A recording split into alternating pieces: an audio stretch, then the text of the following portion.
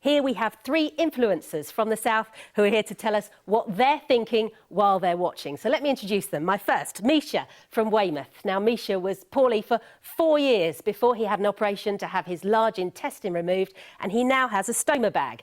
As a result, his Instagram name is Mr. Colitis Crohn's, and he tells us all about his experience of living with that condition. He's a personal trainer, and he's here to give us his views tonight. Thank you for coming along. Thank you. We also have Alicia. Alicia is Miss Southampton Girl. I've got that wrong. the Southampton Girl on Instagram. And she has started her own vegan range of cosmetics. She runs a digital marketing agency where she helps small businesses in the area find their place on social media. She's also a proud boxing ring girl, and she's here tonight to tell us what she thinks of the two potential leaders. Welcome, Alicia. Thank you. And my final guest on the sofa tonight is Stevie. Now, Stevie spent many years yo-yo dieting, calorie counting, forcing himself to go to the gym before he stumbled across an Instagram post which made him decide it was time to be body positive. His Instagram name is Bo-Po Boy. I got that one right.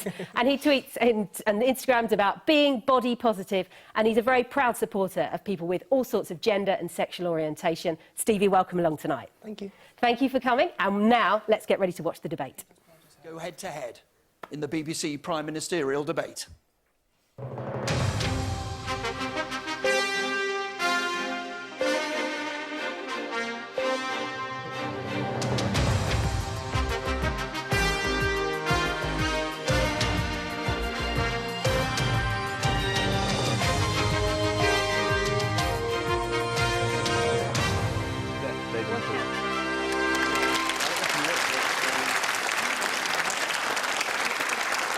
Good evening and welcome to Maidstone Studios in Kent. Have you made up your mind yet?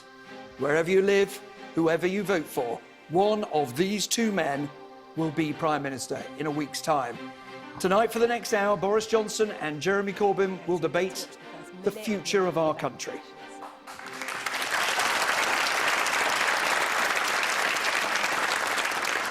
Now, neither Mr Johnson nor Mr Corbyn know the questions that they're going to face. They'll be posed by members of our audience here. They've been chosen by the pollsters, Savanta Comres, who invited people who support both of their parties and others who've yet to decide how to vote.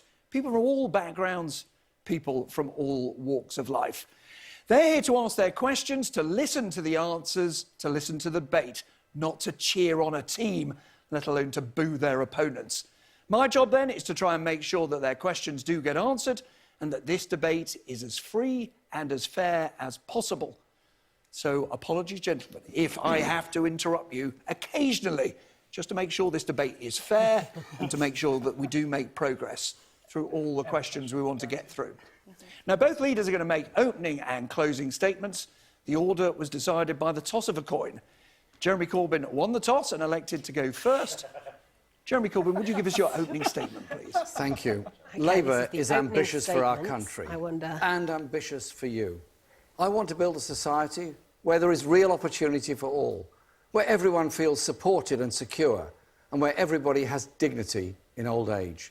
There are now 4 million children living in poverty in our country. People can't get appointments to see their GP. Elderly people can't get the care they need. And millions of families are struggling to pay bills and make ends meet. They need an ambitious government on their side that will put money in their pockets, save our NHS, rebuild our public services, deliver free personal care for older people and free education for all. Yes, that does mean asking those with the broadest shoulders to pay a bit more in tax. A vote for Labour is a vote for hope, for real change, and for a country that works for the many, not just the few. Mr Corbyn, thank you. Mr Johnson, would you like to make your opening Does that statement? make you feel... On Thursday next week, this country reaches a turning point. We can get Brexit done, we can end the paralysis, we can transform our country with massive investments in health, 50,000 more nurses, more funding for every school, 20,000 more police. We can spread opportunity fairly with fantastic infrastructure, education and technology. And the only way to unleash the potential of this whole country is if we get a working majority Conservative government.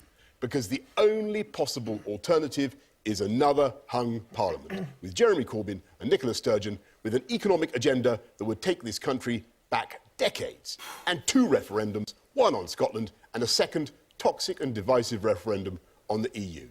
Let's give that nightmare a miss. Let's end the chaos, the deadlock. Let's get Brexit done with a one-nation Conservative government and take this country forwards. Boris Johnson, thank you very much. Real kind of They were like that as a slash. starting statement. Did either of them massively impress you? Both men will get the chance I to think answer them I think there's a huge debate difference. their answers Boris as Johnson well. Our goes first for question tonight like numbers comes from John and direct Purcell. things, John whereas Purcell. Jeremy Corbyn's like, let's do this and let's do that. I don't know. I just find that like the way they approach things is very different. Yeah, Boris was a bit more attack, wasn't he? I felt. Yeah. Yeah, it was Whereas a lot more of attack Jeremy style. Corbyn's just kind of chill. We'll Yeah. be fine. We'll Yeah. do it. It's okay. Will these interventions make any difference to the result of the general election, or are they just a couple of old has-beens? The question of Mr Purcell is referring to the fact that was both intense. John Major, He's your talking former about leader, whether or not Antonio anyone Blair, your listens former to leader, have politicians who suggested have, voters should consider you know, voting for other effectively had their parties day. and Do you take any not notice if an old the politician, like an old Prime Minister, were to say, I don't like this guy who's for my party? Would you listen to that, Misha? Yeah, you definitely take that into account because they've been in that position, haven't they? So, and again, it's all down to opinion. So it's important everyone voices their opinion. They've been in this situation themselves before. So yeah, I guess that is important. And what about you, Alicia? Would that make you think, hang on, if they don't like Boris Johnson, I'm worried? I would take it into account, but I also do think that you kind of form your own opinion, and the reasons for them not liking that person might be different for the reasons that I would go for And that things person. change. Yeah, You know, exactly. things Things change, change. times change. Yeah. I mean, the country's changed so much from when they were in to now. Yeah. You can't compare it too much at all. OK, Stevie, body positive. Does he look body positive? Who, Boris? Yes. Yeah, I think he doesn't care what other people think. He doesn't try to conform to the pressure, but there's just, I don't know. He's at the top, and he's a white, straight man, so he's always going to be at the top of his game. So is Jeremy Corbyn, The though. issue coming True. up on And they're both, Thursday like, is crazy the future of this privileged, country. Are we going to continue with this We level did of talk about inequality, how of Jeremy poverty Corbyn's amongst our glasses were children and distracting underprivileged before we came on He's air. How, completely you know, sorted out. Bold actually, statement today. they're straight. Yeah. Deal Brexit, which the Prime I think Minister's maybe he must have threatening us watched with, back what it was or last time a and trade deal realised. with Donald Trump and the USA, which will Yeah. damage our public services. But then I think he's always... A vote for Labour The is a thing vote is... to end He's always slightly dishevelled. Yeah, and I think the public spends so much time looking at, like, oh, his tie's not straight when he met the Queen. Does the Queen care? Does she care? Probably. Yeah. I'd be too busy in bed with my corgis. Like, the reality of what 9 years of austerity has done to the people of this country. What's happened to your party, Mr Corbyn, that the most successful Labour Prime Minister in history cannot back you to move into number 10? I am fighting this election to win it on our manifesto, go to win for it it, on our don't they? manifesto, which I Yeah. believe will bring real hope to those people that have been denied I it think this is a during great way these because years of it austerity. puts them on the Isn't spot. the They truth need that to be put on many the spot. voters think there's an impossible You know, because if choice you're being truthful, if you're feeling how you're feeling, it should reflect here. This is why this is great, you know, because it shows people, even people that don't know much about politics, it gives a good scope Yeah. on who to vote for. And plus, it's like real important. people's questions as well. Yeah. Because some of the questions might be silly and some of the things they say might be stupid, but it's real people's questions. And it's so- still a reaction, Yeah. which is important. It's still a reaction, how they react. and that's Quite a the lot thing, of the they've got time it. we get told as journalists, you're not asking questions we care about. Yeah. So that's why this is nice. Yeah. Let's hear this question. One from a Leave voter, one from a Remain voter. So first of all, Yvonne Emerton, who voted Leave, please. Brexit has taken up so much time already. People are really fed up. Can you guarantee that it will happen next year? Can you guarantee it'll happen next year? And then Tom Clark, who voted Remain. How would we be better off from the Brexit deal or a future Labour deal compared to what we already have as a member of the EU? Thank you very much. Let's turn first to Yvonne Emerton's question. Can you guarantee that Brexit will happen next year? Jeremy Corbyn. What I can guarantee is He that we'll can't, bring an I end to this suspect, debate because and he we will wants have a to end the final say debate for by the having a people of this second country. referendum. We cannot go on forever saying we represent the 48 or the 52. I want to lead a government that represents the whole country and the whole community. So we will, within 3 months, negotiate a leave agreement with the European Union that will protect trade and jobs and the peace process in Northern Ireland. Again, he's talking about the people there, isn't he? That's his main concern, you know. Within 6 Do months. you think That will it's be the fair end when of he that. says My he wants to represent role as a leader of my 100%? party Can we now get to a stage with Brexit where 100% are happy? No. It is, but nobody voted. No, I don't think it's To lose impossible. their I think job it's or to possible. lose Like, trade with Europe. Brexit's so People divisive. voted We've for almost many, got to a many point now reasons, where, but I like, think we've got to come it's such a together and personal bring this thing if issue you to an voted end, Leave or Remain. not go down the road I think it's of impossible. sweetheart deals with the USA. So Boris Johnson. what he's just said you think is impossible? Yeah, I don't think you're going to be able to represent an entire population. Just Yeah. Everyone has a different opinion on it. Like, I remember my boyfriend at the time, he cried. He physically cried when the result came out, because for his job in travelling overseas and working in different currencies, it meant that everything was going to change for him, whereas it didn't really make that much difference to me at the time. Obviously, there's so much more that's come out now and all the different things that they're trying to negotiate, but at the time, I just sort of, it didn't matter as much to me as it did to him. And again, people go with what they see. So if you see certain things, I remember I didn't have that much touch with it at first. Yeah. So I would believe things like what's happening in the NHS, because for me that directly impacts me. I get medical supplies every month. Right, you know, from abroad? Yeah, from the EU? yeah, Okay. and you know, I need those supplies. They keep me alive. You know, it's really important. And it's the same with the NHS. If that does become torn, which they're definitely going to talk about soon, again, the NHS has saved my life. It's really important. Yeah. You know, and that's even if people haven't had sickness or illness, at some point in their life, their family member will, or they will themselves. Everyone will. And that's really important. That is available and open for people to use. But you look at what's happened already. When you look at the cost of, like, there was that report released about the cost of EpiPens already, like, Yes. rising, like, And they're quite hard to come by at the moment. Yeah, and like Europe's already restricting how much we get by, and we can't stockpile this medication forever because the majority of people are on some form of medication. I dare to think how much my medication costs. Right. I watched, much I my watched the supplies video cost. and I shared it, and it was the American one, and it was about $2,500 for an ambulance. To have a child, it was $30,000. There was loads of different Like an inhaler was like EpiPen. 150. They haven't got on to whether, you know, the American side of our NHS, have they? Pull it back. I'm just thinking whether or not a second referendum, in your eyes, would be a good thing or a bad thing. I think people have changed. A lot of people. There was so much hype and propaganda the first time. So many people have now changed what they think about it originally. There was like so much hidden or like brushed under the carpet that now it's happened and they realise the reality of what leaving actually means. A lot of people are like, okay, So maybe you it think wasn't people who worth vote it. Leave may vote Remain now? I think so, yeah. But then how many times can you continue doing that? Yes. Exactly. You know, like, it's a vote's a vote at the end of the day. If you voted, you've cast your vote. Should it just stay like that? That's what I think. It's difficult, isn't it? Otherwise, it turns into almost like a democracy, and you're re-voting. People have argued that they didn't know what they were voting for, and now there's more information. They feel that that's one view. But then will the more other view is, information be hidden? yeah. It opens up again, it happens again and again and again. It's really difficult. You can never control it because you never know what goes on behind closed doors at all. So you can never control something like that. So you just, I say, you just have to pick the best out of a bad bunch, I suppose. You want honesty, in a don't certain you? sense, But unfortunately, there's always that sort of smoke screen Yeah. where you go, okay, take this, and behind the door is something else. It's difficult. It's really difficult. Trade, then, Mr. Trade Johnson. talks not just with countries around the world, but we will do a fantastic deal with the EU and with the US. Can we be many, clear, many Mr. other Johnson? countries. You again and again say the phrase "get Brexit done." That's right. But you haven't done a trade deal with the EU. You don't know you can do a trade deal with the EU. You don't know there won't be no deal on trade with the EU, do you? On the contrary, we have a fantastic deal. It is there, ready to go. It's not a trade, forgive me. You don't He didn't say oven ready that time. He didn't say it was an oven ready deal.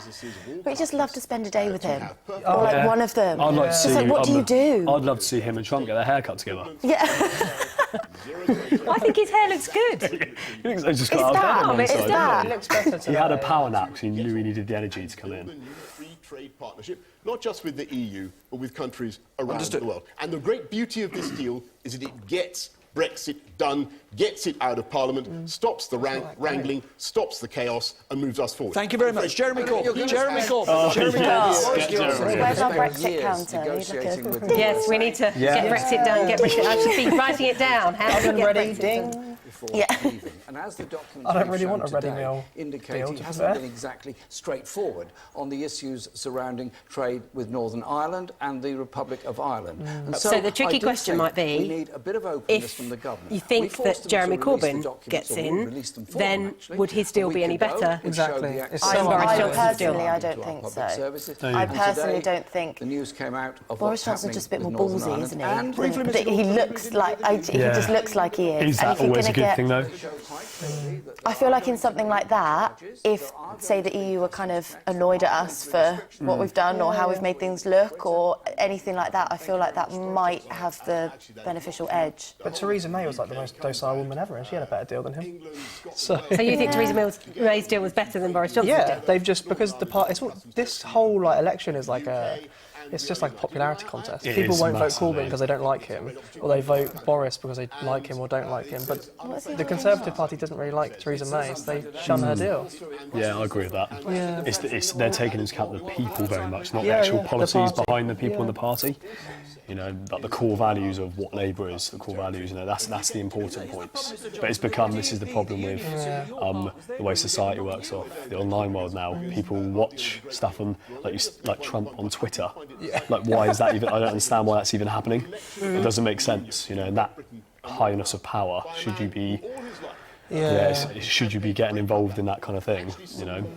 Yeah, I mean, he was quite. He didn't say too much this visit, really. Yeah. Donald Trump, he didn't say very much compared to his last visit. He didn't intervene that much in our election. Really interesting. Showing a degree of honesty. I find it's always the IRA comment, isn't it, that gets mentioned with Corbyn. That's the thing. Like, every single time, it's like, oh, he supported the IRA. It's always pulled back, isn't it? But again, time's moved on. And that's the thing. You can't say like, oh, you know, every politician's been great their entire career. People learn. Vote move to on, and don't against they? different things. OK, let's hear what they say in here, because they're starting to argue, aren't they? Northern Ireland, and that is exactly what we've got. And thank you to the Labour government that negotiated it after 1997. Now, gentlemen, briefly. Thank you. There was a second question. I want to give you the chance. If you remember, let me just remind you, Tom Clark asked you, Mr Johnson, how will we be better off from the Brexit deal or a future Labour deal compared to being in the EU? Please. Well, thanks very much, Tom. And there will be all sorts of ways. I've mentioned the ways we can cut VAT on sanitary products or regulate differently for bioscience or have free ports in areas that need investment. You can trigger growth and investments in some of the left behind coastal communities by having free ports, as 130 countries do around the world. We can't because of EU rules. I don't know. I feel like Corbyn this time was a lot more abrupt than he was in the first one. Probably because he can see. Because his glasses aren't falling down his way. Whereas like the first one, I thought like Boris is always the same. His demeanour is always the same. Very Trump-esque, very like. I think most people would agree that he has a stature. Yeah. You know, Boris Johnson does. You know, do you feel that Jeremy Corbyn's pose and position is the same? I feel like they compose themselves in different ways. I feel like because Jeremy Corbyn is so, I'm for the people, I'm here for the people, like that's his thing, he's kind of a bit dishevelled and a bit sort of not perfect and a bit like, like maybe it goes with his characteristics, whereas Boris Johnson's completely different. He represents something different and he's trying to be more composed and poised and trim. And do you think either of them, he just did the glasses, do you think either of them have got leader? When you look at them, do you think leader? He is do you look at them and think of your head teacher at school and go, I would, if they told me to sit down, I would sit down? No, but I don't think it's about that anymore. I don't think it's about having like some strong one person, because everything they do has to go in front of the whole party and then in front of the whole house. You need somebody who I think is like eloquent, listens to opinions, and is very happy to just be like, go ahead. So I think the issue with like Boris and like people like Trump is that they kind of just bulldoze their way through. dictator, like, yeah, and I'm like, I'm not mentality, about that. Like, But do you think when people vote, they're thinking like you are and voting for a whole party, or are they looking at these two guys? definitely not. And not which this one they're going to time. vote for? This time it's all popularity. But there's also this sort of thing like, yes, it's great that we have a vote, and yes, it's great that we have a say in things, but we don't know the full story, like we've said. And there is a reason that those people are up there and not us. Like, there's a reason that he's stood up there potentially as a Prime Minister and not me. So yes, give me a vote, but I mean, don't give me total control, because I don't have a clue. Do you know what I mean? Like, so there's I still... don't think they do either. No, well, true. But, you know, the one thing we've got to be honest is, you know, like you said, there's a party behind them, there's a group of ministers behind them, but there's a lot of civil servants who are doing the work on the Brexit deal. There's a lot of civil servants who are doing all the work in. They probably know more than all of us, and perhaps more than these guys. They're just the figurehead for the messages, maybe. Exactly, yeah. You know, they're trying to get across what they're told to get across for their party. Faith Zalumis, please. Thank you. I am returning to my nursing studies next April. It costs a lot to train as a nurse, but the starting salaries are low. How would you deal with the shortage of nurses and ensure the NHS can retain them? So Faith, who is a love this student question. nurse, If he mentions the says, 50,000 how would you extra deal nurses or with the whatever, shortage I of can't deal with nurses that. Yeah. and ensure that the NHS can retain them? Boris Johnson. Well, Faith, thank you very much for what you're doing, and I believe passionately we need more nurses in the NHS. I've been in power in office for about 130 days, and everything I've seen convinces me this is now the time to invest massively in our NHS. So what we're doing is putting in the biggest cash boost, £34 billion more, 50,000 more nurses, and I should unpack that because people complain about it. There we go. Retaining He said he's going to unpack it. who might It's otherwise, not more. But, like, where from? I want to know where from. This is the problem, isn't it? It's promises without... Because like a big showing incentive how- for nursing was always it was free. People would go, they didn't have to get any student debt. But they are bringing back some bursaries. Bursary-based stuff, yeah. But when you say where from, did you mean where are we going to get them from? As in a lot of them... Where's he getting that cash boost from? Right, the money. Does he just like have it sat in a safe somewhere? Because if he does, then can I borrow a few quid? Like, I think they've said they're not going to borrow for any day-to-day spending, but they will borrow for that. investment of that level.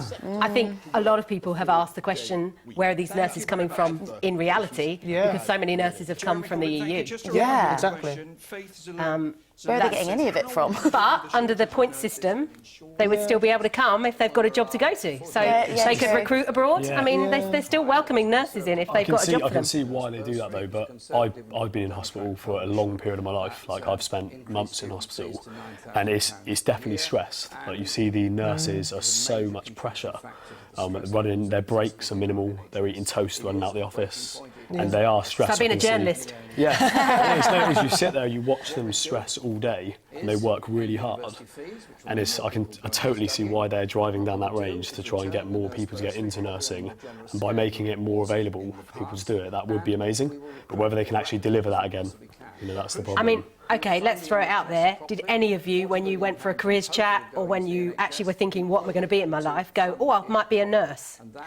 And if not, why not? Does it not pay enough? I can't deal with that. See, I mean, you've both had experience in the NHS. You've both used the NHS as children. There was a period when I was in hospital, I thought, I'm not really sure what I 100% want to do. And I thought about going into nursing. But once I saw the layout of being in it and watching the way people had to work, I was thinking, I don't really want to be part of this. It's too stressful. And it's so torn, the NHS at the moment. Put you off. It put me off, yeah. But I think what Jeremy Corbyn's just said about sort of university fees and getting more people into university and things like that, I'm really, really torn on that, because I think to an extent education is a privilege if you work hard for it. And I think if so many people go to university, I'm not saying that not everyone has the right to, that's fair enough, but if everyone goes to university, it completely diminishes the fact that you have a degree. It weakens the degree. Exactly, so everyone that has a degree, now suddenly another million people have one, so you go, degree's not really that much anymore, so kind of why did you even bother? Getting a degree is not a guarantee of a job anymore. No, Exactly, so why then let more people into university? And I don't know how or why or whatever they're going to do for that and how it will change things. But I just don't believe that's the solution. That's the answer to get loads of people No, educated. because But then you you're just getting weaken people the educated. education.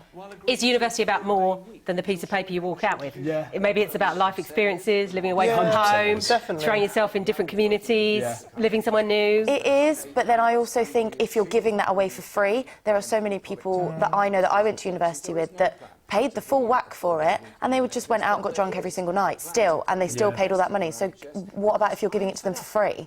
They're going to care even less. So I think it should be something more about getting people into a gap year between college and university or something like that, so they see the volunteering working world. Yeah, so they Or like see the more world, so then when they go apprenticeships, to university, they value that experience and they value the education they're getting. I had a gap year, and when I went back, I was completely different to when I had my first year. Yeah, no, I agree with that. When I studied for 2 years, then I got really ill and had to take a 2-year gap, and then went back almost as a slightly mature student. Right. And I approached that year very differently. So I don't know. It just depends. I guess if you're living within that environment, it's easier said than done. You know, I think you're there in needs to that. be something more into it. It's like when I was at university, it was like everyone would go to university because it was cheap. Yeah. So everyone was pushed to go to, even if they weren't very academic. Yeah. And I don't think that that's the right avenue to go down, because you're almost setting somebody up to fail. They're being pushed into something highly academic, and it's like, oh, this And isn't you're actually wasting for them. everybody's time. You're wasting the teacher's time, whoever's marking it. And you should push everyone, like, there should be the resources available, you know, for people that do want to go down vocational routes and have apprenticeships. Like, I know apprenticeships are much more a thing now under a Conservative government than they were when I was growing up. But there's not a nurse's bursary or midwives. Like, what incentive have we got for people to become those things? Oh, here you go. They're talking about the private sector. And a difficulty in management. Labour will end privatisation with the NHS and return it to what it was always intended to be, a fully funded, fully functioning public health service in this country. You will end privatisation, you say? Big clap for Are that. you still claiming that the NHS is up for sale, because your document doesn't seem to show any such thing? Well, read the documents that were discussed in secret and the government refused to release them between themselves and the US administration. It's always good about seeing their access facial to reactions. public services and the extension of the life of patents on medicines, which would increase medicine costs in this country. President Trump has said many times people pay too little for US medicines around the world. That's the kind of agenda the Prime Minister wants to get involved with. That's the kind of deal they're trying to make with the USA. Boris Johnson, he says you want to sell the NHS. I have to say, this is pure Bermuda Triangle stuff. We've heard it time and time again from the Labour Party during this election campaign. It's not sell it. It's not like as soon as we sell it, someone's going to hike up prices and everyone's going to die because no one can afford it. That's not what could happen. It could be good. It could end up though like that. Yeah. It could, but then it could also be a benefit. I mean, there is an argument, like with private schools and with private health service, if you put all the people who are in the private sector back in the public sector, the waiting lists will be huge. Because at least people who can pay at the moment can come off, and that maybe moves the other people up the list. Is that another argument? I agree. There should be like certain levels, and if you, I don't know, are a billionaire and you decide your kid wants to go to private school, you should have the availability to pay for that if you want to. Like, you don't need to take away these things to make things better for the majority. You don't need to take away But what about if that billionaire's money went into the universal education system? You know, if he was taxed more, so he couldn't afford private school, could he help fund more special educational needs, perhaps? But then what if that made people not necessarily want to become a billionaire? Because then they just get taxed more and pay for everyone else's stuff. So then I don't know, it's just... I don't think people should have a vast amount of money and then other people should have nothing. And that's why, you know, there's no requirement. But he's worked for that money. He has, but there's no requirement for someone to have that amount of money in my eyes. So is there an amount of money that is too much money? Who Who decides that? Yeah, who are we to say you're only allowed to make £1 billion in your life, no matter how hard you work? I just don't think that's fair. Well, that's not an incentive to work hard. No, exactly. And then what about people that can't physically work hard? That's different. Yeah, like, but at the And moment, it's your values as well, yeah. as a person. Like, can you walk past being a billionaire at that guy down there on the floor and feel that you won't? Yeah. You're like, well, I earned my money. But it doesn't mean just because they've worked hard for their money and they're a billionaire, it doesn't mean they're a nasty person and they look down on everyone else. It doesn't. And that's kind of the perception that, Yeah. like, I don't know, maybe the Labour Party are trying to give, that if you have loads of money, you're very nasty to other people and you don't like anything. So many people give to charity, do charity balls, charity galas, whatever. I'm not like advocate for the rich, that's not what I'm saying. I'm just saying that if everyone was all on the same plane, it wouldn't, everyone would be bored. Plane, but I just think everyone needs access to like basic basic things. At the moment, like the current healthcare system and like the benefit system is such a mess that like people are dying because they don't have access to like the basics. And that's just simply because Conservatives want to save money. Oh, we've got another question coming. Shall we listen to this one? Now, because we've had lots of questions, one or two we're going to make rather quicker than the rest. I'll come to one of those in just a second. You can join in this debate, of course. Hashtag BBC Debate on social media. And before we return to one of our longer questions, one interesting question here from Phil Wason, who has written in, can't be here tonight. Which has the better track record of raising the standards, the living standards of the poor, socialism or capitalism? Oh, that's your question. Jeremy Corbyn. Yes. That's your exact question you just said. What is better? In this country, in Scandinavia and other places, has raised the living standards of the very poorest. And it was the post-war Labour government that did massively to improve the living standards of the poorest working class communities in this country. And our Labour government will do the same again. And I would say that it is one nation conservatism, which understands the vital importance of a dynamic market economy as the only way in which you can pay for fantastic public services and for giving and for looking after the poorest and neediest in our society. That is the balance and symmetry at the heart of what I'm trying to achieve with this government. And I think that to attack capitalism, as Mr Corbyn and Mr McDonnell do, is absolutely senseless. And by the way, to continue to attack all free trade is, I also think, I think ignorant of the fact. Just to be clear, Mr Johnson, do you think he wants to destroy capitalism? Is that your view? McDonnell, who is the Shadow Chancellor, and some would say the intellectual driving force behind this type of paleo socialism, is committed, he says, to fomenting the overthrow of capitalism. I think that is a mistake. So, OK, lots of people are talking in this election about how you have here a right wing and a left wing. So strong each way. Are you feeling like there's a big gap in the middle? There is, definitely. I think it's so... That's the purpose. I think that's why both parties have picked leaders like that, because Brexit was so divisive and this election will be so divisive. They've got like the perfect people that kind of symbolise it. Yeah, I get that. So then you're making a decision on Brexit now, you've just said. That's and you need... that's where you kind of need to look more away from like the people and the policy. It's like, what do you care about most? Do you care about having free healthcare for everybody and that's accessible and people aren't dying because they can't get basic medicines? Or are you more concerned about getting Brexit done immediately? And what? Because no one knows what that means either way. If we don't leave, we know what we've got. If we leave, who knows? And I think that's why people are sat so in the middle, because it's so far apart. Sat in the middle and not which way to go. It's like you're in the middle. And I think it's also because one has good things on this and one has good things on that. So it's kind of like, can we pick that bit and that bit and then just... But you can't pick that bit and that bit and have that. So it's the best of a bad bunch again, I suppose.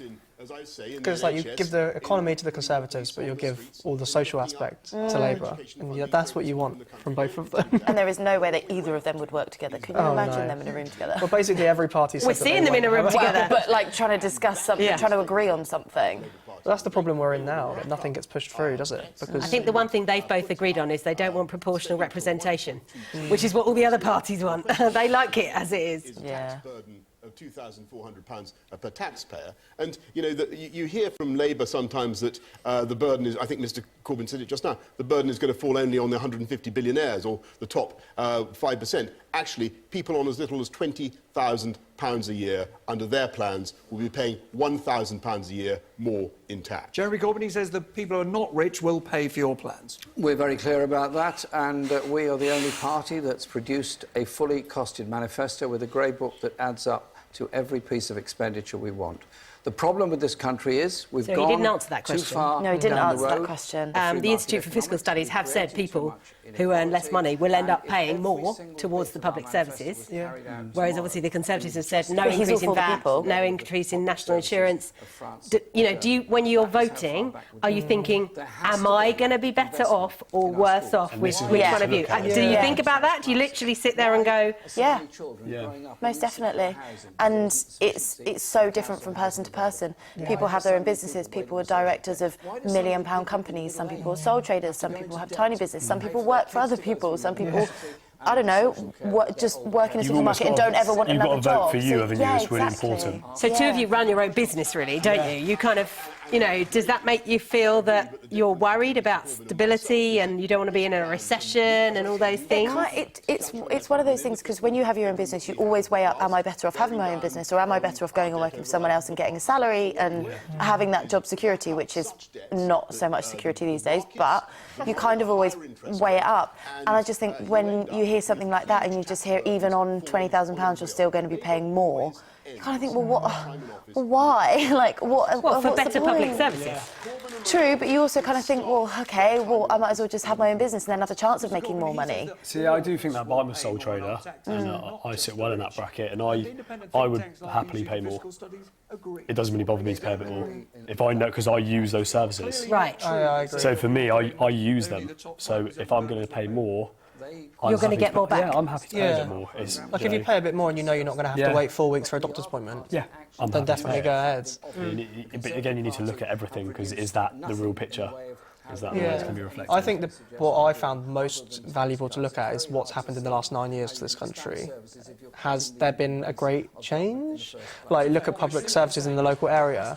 It's lost like a tremendous amount of like doctor surgeries and appointments and policing. Like, he talks about 20,000 more police officers, but he got rid of them all in the first place. So like, what's he doing? Bringing them back? So those promises you don't believe? No, and that's what I find funny, that one of them's all numbers and one of them's all like wishy-washy. Because like the numbers are very easy to be like, oh, well, there's going to be 20,000, but we had them anyway. And people are saying the cash boost for the NHS is cash, and obviously all the costs are going up. So in real terms, that won't equate to that much money going into the NHS. That, you know, lies and statistics, isn't it? You know, and that's the big thing. Like, it's all trust, isn't it? Like, the previous debate was all about how can we trust you, and it's been like lie after lie.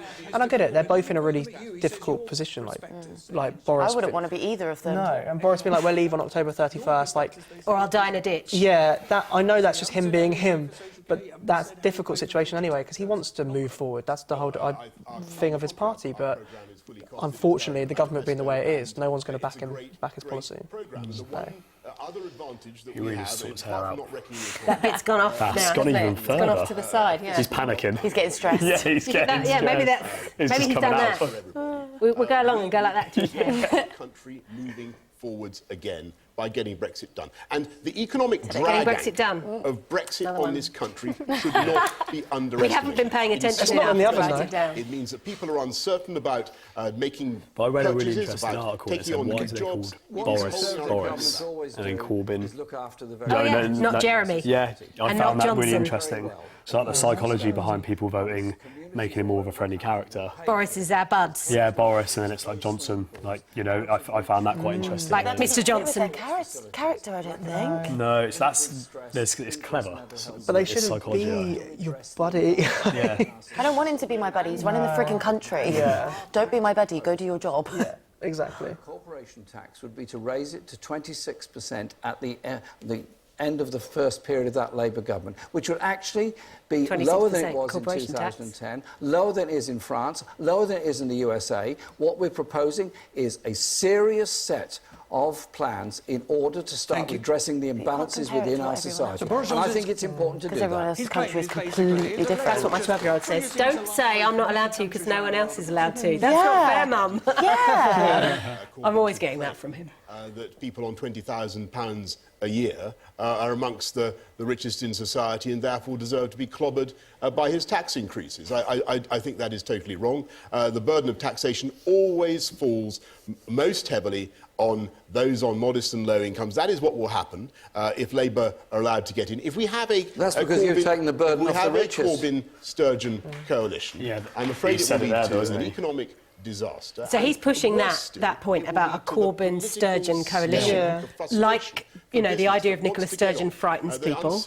That's enough to make people not want to vote for Jeremy Corbyn. Do you look at her and think, you know, that frightens me, the idea of a coalition? Or do you like the idea of a coalition because you get different views? But all she wants is a Scottish independence referendum again, doesn't she? She doesn't really care about anything else, really.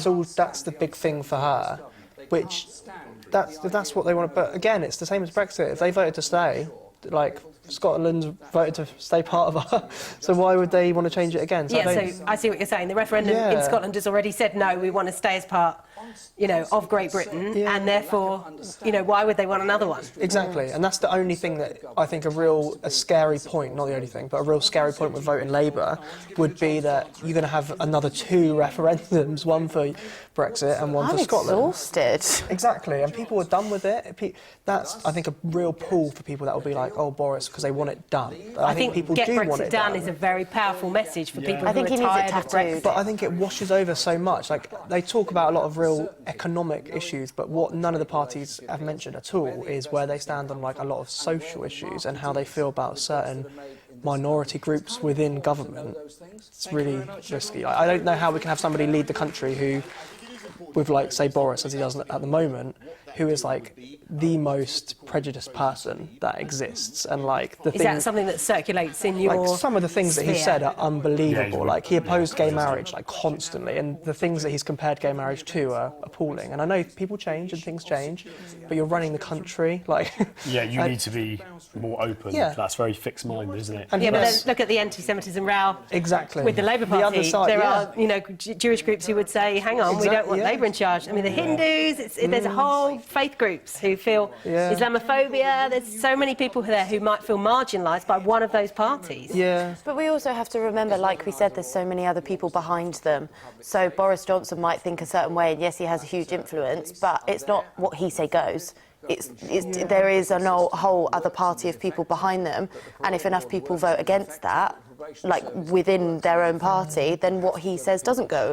And let's be honest, openly gay ministers in Parliament, in Cabinet, these things were unheard of 20 years ago. Now we're in a very different society, aren't we? But you look at how many people, so if you look at the Conservative MPs, how many of them are people of colour, are disabled people, or are like LGBTQIA? It's like the lowest group compared to all of the other parties, whereas they hold the most seats. So then would you like positive shortlists? Would you want them to be going, we're actively going to look for these people? I just think that they actively discriminate against those people. So those people don't want to be part of their party? 100%, yeah. That's what I think. I think Conservative manifesto at its core is built on belittling groups and the minorities and like the marginalised groups, especially like people with disabilities are always at the bottom. And I think it's like Conservatives are very like that's how they like it to be. They were talking earlier on the radio when I was on my way here about whether they support things like mental health and which groups push. There's a lot of money for mental health in their manifesto. There's lots of money in there, yeah. So they want mental health to be treated the same as physical health. I mean, they would absolutely deny, obviously, what you're saying 100%. about cutting out. Do you think sometimes, like, I don't know, it always makes me laugh, because do you think sometimes, do they prejudice, or are those just the people that got the best results and got in? Are they just, you never know. Or what do they do they even get a chance? You look at like how you're talking about like education being a privilege. You look at how people have access to those things to begin with. And the majority of those people are like white people and able-bodied people and straight people. That's just because that's the way society's built to put those people on top. Which I think is changing as well. It is changing, but not quick enough. Not quick enough. Yeah, slowly. Yeah, I mean, I can think of a disabled candidate who's standing in one of our local constituencies who is very much kind of trying, probably might not win the seat, unfortunately, but, I think it's far less, far less unusual Yeah, definitely. now. And you see, you look at like the House of Commons, like the people in there talking are from a variety of backgrounds now. Yeah. It's not There's definitely more women in Parliament than ever. Yeah. And the Conservative Party did positive female shortlists. They've actively, if you look at the candidates for the Conservatives in this part of the world, loads of them are women. So that's changed. I think, like you say, change is happening, but perhaps slower than you would like. A monitoring process to achieve that. Compared to like other industries where there needs to be more, there's a real push to have a more representative, like more high representation of marginalised groups of people. It feels like with MPs that's not the case. With our own security. Mr Johnson, will you deal first of all? Okay, what's Jack Merritt's father did say Jack lived and in the end died for a society in which, quotes, where we do not lock up and throw away the key, where we focus on rehabilitation. He didn't want it used, did he? Not revenge. Of course.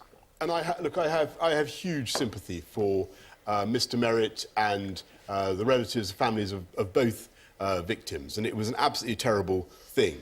But I still think it's wrong that somebody like Usman Khan, who was sentenced to 21 years or 16 years plus 5 on licence, should have been out automatically on 8 years, after 8 years, when the judge, when he was first convicted, made it clear that he was a very serious jihadi and a risk to public safety. And under our government, under my government, of course we won't want to be compromising people's human rights. Of course we won't, but we must put public safety first. It was the courts that quashed that, wasn't it? It was the courts that quashed that. Automatic early release in such cases is, I think, completely unreasonable, and we will get rid of it. Could you address Mr. Corbyn's point, though, that you have decimated the probation service, the prison service as well? This is the cuts and austerity point again, and your police officers' point about how there are more police officers coming, but are they just replacing the ones that have been lost? And Do then you also, notice that? Do you ever, when you go out, do you think I don't see as many police officers? Do you ever phone the police? Local police stations close. There's nobody around. My girlfriend was actually in the prison service for a short period of time, and she said it was understaffed. You know, it's a dangerous place. It's a really dangerous place, and yeah, she noticed that there. But, you know, perhaps as crimes changed, we don't need bobbies on the beat in the same way. We need, you know, people who are good at internet safety, and we need people who are digital, you know, and you can do that in an office. You don't need to be out on the street. Crime is so high now. Like, hate crime is the highest it's ever been. So, under Conservative government. And that's because you can say anything you like online. And that's also because of all of these different things, like pitting us against each other as well. And I think Brexit's been very divisive in that. Like you saw, as soon as the vote happened, hate crime went up like crazy across all groups. Particularly against minority groups from foreign countries, the EU countries. And people have felt not welcome. And it's terrible. That's horrible. That is horrible. I'm like in the process of, I've just sold my house, and we had a couple that come to buy it, and the first question was, would the rest of the street be happy with them living there because they're European nationals? I mean, that's crazy. And I was like, I can't believe you're even asking that question. Not a shame that they felt they had to ask. Heartbreaking, I think, that it's like that's the first question they ask before anything else, and I'm like, that's what I'm worried about with Brexit, is that will it stop the people that are hard working and bring something to this country? Will it stop us from even getting it? Will they just be like, well, you don't want us, why would we come here? Like, but the point system shouldn't make them feel like that. Perhaps the vote made them feel like that. Yeah. But then it's a societal thing, isn't it? It's like my dad, for instance, I'm half Iranian. My dad won't say he's Iranian when he's in London if someone asked him, because he just doesn't feel safe. Right. You know, and that's society, isn't it? You shouldn't have to feel like that. In London, that's unusual. Yeah. You know, you'd be surprised when living there. It's very different. Really? Yeah. My dad doesn't go to a lot of places now because, you know, you go to London Bridge and something like that will happen. You know, it's a crazy place to live. Does that make you scared to go to London? What happened? I think about it. So if I'm going to somewhere like Winter Wonderland, I'm thinking about that when I'm going there, which I shouldn't really have to, but it's a process where I think will go through most people's minds. When they go to a busy place, it's there. You know, and it happens. Like you said, it's unusual for you to think that with your dad, but London's super multicultural, but it's still really scary place. One of my friends wears a hijab and she had it ripped off her head in a train station in broad daylight in front of hundreds of people waiting at the platform. It's just crazy. And the pins, and obviously, and she had to have surgery because they cut her neck, and it's madness, absolute madness. Heartbreaking. And I think that's the real problem with this election. I think it pushes people to the poll, it pushes us further apart. It's dividing everyone. Yeah, whereas I think that's not what we should be as a society. England and Great Britain as a whole has always been to bring people into this country. Look at the 70s Whereas and the 80s. you see that more in America. Yeah. That's more in America. I think Boris becomes But that's why I think there can be a middle ground. There can be people up here and there can be people more further down here, but everyone can still get on. We don't have to be pitted against each other. Even if one person is a billionaire and one person is on 20k a year, it doesn't mean that they automatically hate each other, or we don't need to be pitted against each other at all. Money doesn't form your personality. No, exactly. Definitely. It's just the same as the school you go to won't reap your outcome. It's how hard you work, isn't it? Exactly that. It does come down to the individual. And that's the thing. If everyone was equal, it'd be just a communism. That's not what we want. I just think we need the basics. People need access to everything. Yeah. And if the rich are super rich, well done to be in that at that point. Let us move on Have you looked at them and their body language and felt anything about the way they're acting, about how you think they're feeling? I feel like Jeremy Corbyn feels like he's given up. To threats made against female Really? MPs. I don't. What would you do to get the hate out of politics? This is Oh, here you go. What would you do to get the hate out of politics? There we go. Toby Mayhew has, and he mentions Islamophobia, anti-Semitism, and the threat against female MPs. Boris Johnson, I'm going to ask both you leaders to address problems in your own parties to begin with. Of course, you may want to make points about other parties. So. Well, anti-Semitism would Toby, be I think Boris's you're first making a thing. very important point, and everybody feels it at the moment. This is a very rough time in politics. There's a lot of feeling at the moment, and I think on prejudice, Islamophobia, anti-Semitism, what we're doing in our party is having an independent inquiry into anybody who's guilty of any such offence, and they're out first bounce if they're guilty. I think when it comes to So is he gonna sack the himself? protection, particularly So is that- of is female that he's stepping MPs down? and of women in politics, I don't it's feel vital, Boris that Johnson's we give been them the Islamophobic security, in an that outward they way. need, Do you? and we're doing Some a of the huge things that he amount, posted in the newspapers House are of very Commons discriminatory. to deliver that. in the Recently? past. No, but So, as early as the people two- can change. Yeah, the people can change, but I think some things have been like just unsayable. That's discriminatory, You can't regardless. forgive everything. You can't take some of the things he said back. The bitterness, the acrimony is a function of our inability to get Brexit done. Understood, but We on have this a plan. specific point... That's another one. Get Brexit done. Oh, I've lost the pen. January Pen, it was so excitable. what I think So, OK, that's another point he's making, that once Brexit is done, we'll bring the country back together. Those leaders, do you think either of those leaders are going to be able to unite the country again? 5 years' time, are you thinking it's going to be OK? Or 5 years' time, are you worried we're going to be going around the same loop again and people are going to be going, we should never have left? Or, Probably. Yeah, I think it's I do agree that I didn't want Brexit to happen, but I do think that the whole get it done thing will enable the country to at least start to mend some of the wounds that we've got in terms of like society. Not necessarily, I'm not saying it's going to be a good thing for the country, but I think societal, like it will allow us to at least start to build bridges again.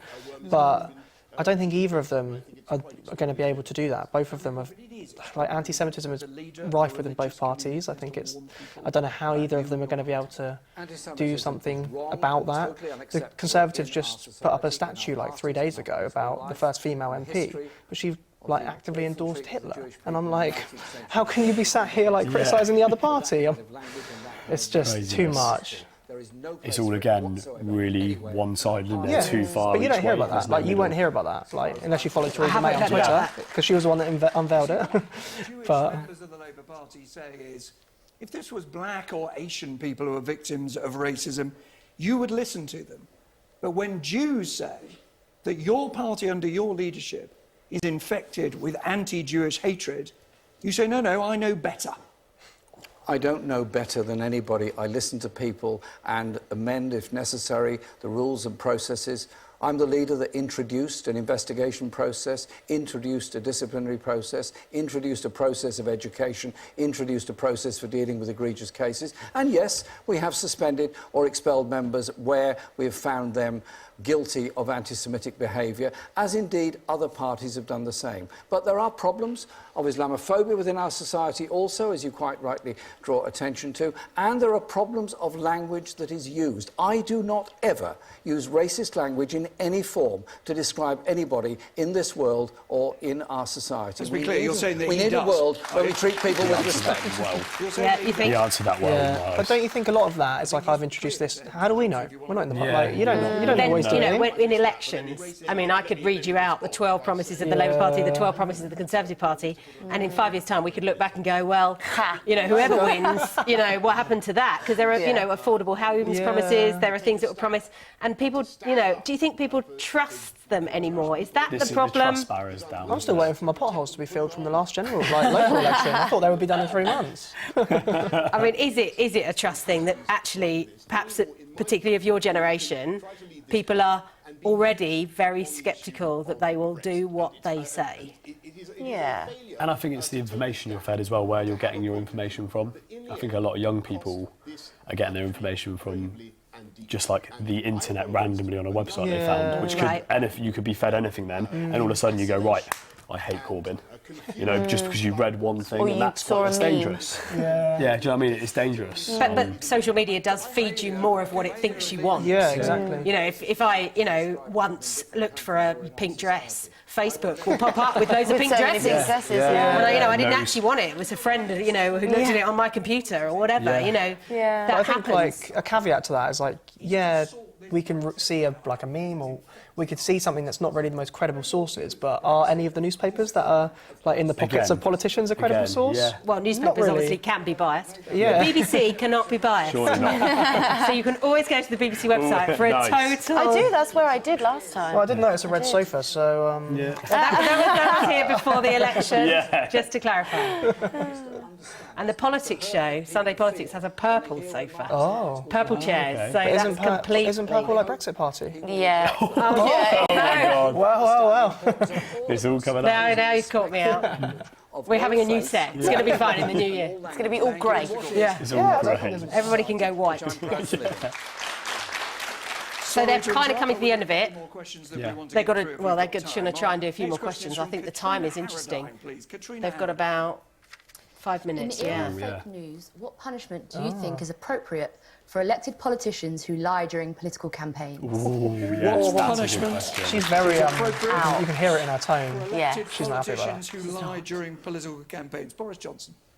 Well, they should be made to go He's on thinking. their knees, He's like, what can I say? He's laughing at himself, is he the not? chamber of the House of Commons. Oh my God, he doesn't know what to say. Like, that might have been true at the time that they told him to say that, and then someone else went, actually, we don't want to do that anymore as a party, so you've got to take that back. It's like you said, they are puppets. They're a face of not something. So it might not have even been him. It could not have been any of them. See, he's answering it in a very different way, isn't he? Yeah. No comedy. Does that make him less likeable? I think so. I think Boris is almost like a mascot. People are like, oh, it's only Boris. He plays the clown, he's a doesn't he? buffoon. He plays the clown. I don't want that clown running the country. Like, I want somebody who's serious and takes things seriously, doesn't laugh at a joke. That question right there, in my eyes, is really important, because that's why people vote. And then you get masked with something, and then you vote, and then you're like, oh, they didn't follow through with it. He shouldn't have answered that as a joke, because it's not funny.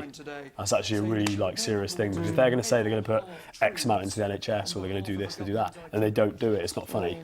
Well, that probably means... I mean, she was probably referring to statistics from the referendum. Yeah, I think it's... Yeah, I don't think he answered that. Or even the whole Twitter scandal, like the last few weeks of Conservative changing it to like fake news. Yes. And I'm like, like what? Like, but is that electioneering? We've had issues with, papers coming out locally that look like the local paper, but are actually Lib Dem. Is that wrong, or is that just like being clever? I know, but I think don't like it. the whole fact check thing was way past the mark. I don't think that's being clever. I think that's actively deceiving people. Yeah, that's this, because if you're lacking the knowledge around it and you're just making it because it's got the words fact check. Yeah, exactly. And we get back to Brexit. Like a lot of people are like, I was never told this. I was never told that. I was never told. On the side of a bus that are totally unsustainable. Is that what they talk about there? Yeah, they're talking about the referendum. The money for the NHS on the side of the bus. That's awful. Look at the numbers we put on the side of us. Look at the gross figure we pay to the EU. The number is going up, and it is one of the advantages of our deal that we will take back control of our money, our borders, our laws, our immigration system. It's very, very clear. It's there in black and white. Plus after all the extra that we're after 55 minutes, we still do not know what Mr. Corbyn's deal would be, and we still don't know. That's true. Okay, so and Jeremy Corbyn has not said what he would want in a second referendum. You don't really want a second referendum, but does that make you nervous of him? I think the leader of the country should be impartial. I think they should so you like the stance he's taken? They should do a referendum and then be like, if the people vote leave, I'll support that. If they vote stay, I'll support that. Okay, so you like the fact he's not... The problem with the Conservatives is like David Cameron stepping down, and I'm like, well, that's fantastic. And then we still got a party that didn't actually want to leave to begin with. Yes. But it can. It was a radical Labour government that created our National Health Service and rebuilt Britain. Today, we must be ambitious on the same scale. The future really is ours to make together. We can tackle the climate emergency end child poverty and properly fund our National Health Service. On Thursday, you can choose hope and vote for real change. Thank you, Mr Corbyn. Mr Johnson. Climate change, did they? No, that's a massive... This Thursday, we can choose another hung parliament under Mr Corbyn and Nicola Sturgeon with 2 chaotic referendums, or else we can get Brexit done, get out of neutral and get a parliament that works for you and on your priorities. The NHS, the cost of living, 20,000 more police, more cash for our schools. Let's get it done. Let's move on and vote Conservative on Thursday. DFS End Thursday. Free wig. Yeah. BBC Debate. It's starting now on 5 Live, where Stephen Nolan will take your calls. I think he was a good... You can have your say by calling. Host. Yeah, he hosted it well, didn't he? I thought that. Yeah, he didn't get massively involved, did he? No. He was a good chair. And they kind of listened to him a bit more. Like, they didn't overrun as much as the last one. No. I think they were quite good at their time. Maybe they got told off. Probably. But that lady last time she was getting out behind her pedestal. I need a wine. That is it from here in Maidstone. My thanks to the 2 party leaders. Well, I'm waiting for you to run. You said you could be up there. You got my vote. Go. For watching. A very good night. Really interesting. OK, so, final thoughts after watching that. Did you feel, Misha, that reinforced what you walked in here thinking, or have you changed your mind? Has it made you think differently? No, I think I'm still the same. I'll be making the same vote. And the NHS is your priority? Yeah, definitely for me, because it's something that impacts me all the time, so I need that to stay functioning. OK, but you don't think the Conservatives would do that? I'm getting the impression. Correct, yeah, I'll be voting for Corbyn. Despite the 50,000 more nurses and the 40 new hospitals? I just think... It's yours the trust thing. Yeah, exactly, it's the trust. It's the trust massively. OK, Stevie? I think they just reiterated the stuff that we already knew, really. It's nothing new that they said today. I just think it's a very much like it's tit for tat now, isn't it? It's like this party said that's what I wish they just sit here and be like, this is what we're doing, this is how we're going to do it. Just clarity. Yeah, and I think the questions are good, but I don't think it hasn't changed how I feel. I will vote for the country, I think, rather than like it's what I take from it. But I want people as a whole. I don't want people to be suffering and. OK. Alicia, has that made you think differently, or did you come in here with an idea? And I think from our conversations as well, I've probably realised that there's, like we said, a pick and mix from both of them where you just want. But it's sort of, I haven't changed my stance on anything. I'm be making more of an educated decision, I suppose. More of an educated decision? Yeah. OK. And do you think, after watching that, regardless of what you want, you could say who's going to be Prime Minister next Friday? No. No, I don't think you could. I couldn't. You still think it's open and too close to call? Yeah. I think just because the amount of people as well that registered to vote last minute, like, was that like 30 million under 35s? It's like, what? You don't know how that's going to go. Whereas the big part of Brexit was that people didn't so many people didn't vote. Yeah. So scary, I think more people will turn up this year. But it's also scary that those 30 million people have now got less time to decide what they want to do. They probably haven't paid attention to it before, and are they making educated decisions? So are those new people that are now going to vote actually making the problem worse, or are they helping? Yeah, they're helping, yeah. Well, thank you very much for doing this, joining us for this kind of out there, completely different way of watching the leadership debate. Now, I'm going to try and remember all the Instagrams before now, at Mr. Colitis Crohn's. Yes. I've got it. At Bopo Boy. Body Bopo positive dot boy. Oh, dot boy. Oh, I nearly forgot. And at the Southampton Girl. Yes, we got that. Right. And of course, you can always follow us on BBC South News on Instagram and on Twitter. Thank you very much for joining us.